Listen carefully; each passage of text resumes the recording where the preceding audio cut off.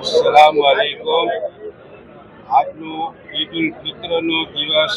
ઈદ ઉલ ફિત્ર જામનગર જુમા મસ્જિદ trust સંચાલિત ઈદગાહ જામનગરમાં મોટી ઈદગાહ કહેવાય છે.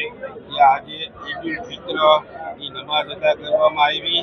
જેમાં અમારા મૌલાના શાહી જામા મસ્જિદના બેસ ઇમામ સુલેમાન બરકાતી સાહેબે નમાઝ અદા કરાવી અને તેમાં લગભગ 18,000 થી 20,000 માણસો નમાઝમાં હાજરી આપી અને નમાઝ બાદ દુઆ કરવામાં આવી કે જામનગર શહેર માટે અમન અને શાંતિ રહે, આખા દેશમાં શાંતિ અને અમન ભાઈચારો રહે એવી દુઆ કરવામાં આવી.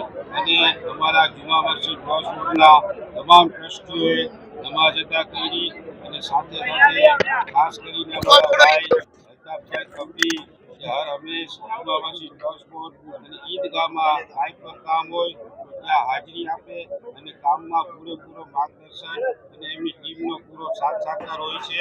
અને આજે જે નમાઝ અદા કરવામાં આવી તેમાં 18,000 થી 20,000 માણસો ભેગા થઈ અને દેશ માટે દુઆ કરે.